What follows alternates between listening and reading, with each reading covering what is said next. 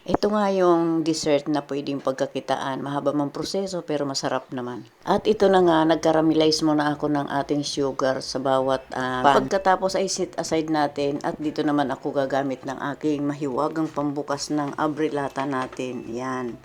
Can opener. Yan, napakagandang gamitin natin guys. Pero no-promote ko rin sa inyo. Kung gusto nyo, maglalagay ako dyan ng link para dyan sa ating can opener. Napakagandang gamitin. Mura lang din ito at saka hindi ka mahihirapan. Napaka-easy lang. O diba, yan, may dikit-dikit siya kasi may magnet yan. Hindi kaya mangangamba na ikaw ay masusugatan dyan. O, rotate mo lang, then push mo na yan. Napaka-easy gamitin guys. Kaya kung gusto nyo, check out at ito na nga yung ating gagamitin sa ating paggawa ng leche flan. Kondensada, tapos iba. Anyway, maglalagay ako ng ating full ingredients dyan sa ating comment section. Vanilla, pinch of salt, at ito na nga yung egg na hindi ko nilagyan ng cling wrap kaya ito namuo. 2 araw na ito sa rep. Yan. Nahirapan tuloy ako magtunaw. At nang mamix ko ay sinit aside ko na at dito naman tayo dadako sa ating butter. 5 egg yolk at ang ating asukal. Then mix well. Then lagay natin yung ating oil.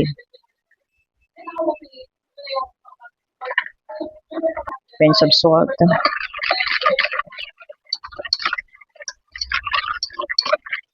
Lalagay ko ng konting lemon. Bango. Natin yung ating tubig. Magdadagdag na lang tayo mamaya pagkakulang pa yung ating at ang ating vanilla.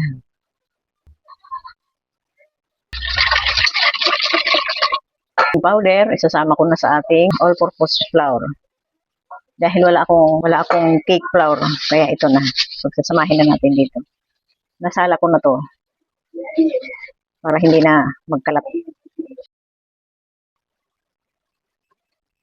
Okay na to.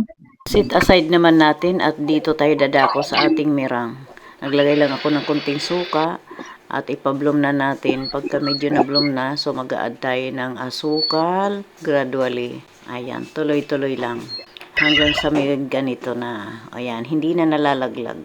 At sa ating caramelize, ilagay na natin ang ating leche flan mixture. Bali, hatiin ko lang itong mixture nito sa dalawang ating lagayan. Hindi ko na ito tinitimbang, bahala na si Batman. Char. Magkulang mga isa, ay konti lang siguro difference. Isusunod na natin yung ating butter mixture. Na-mix ko na yon. So, ngayon ihalalagay ko ating butter at meringue. So, mix and fold lang, cut and fold lang, hanggang sa wala na tayong makita, nagpantay na ang kulay.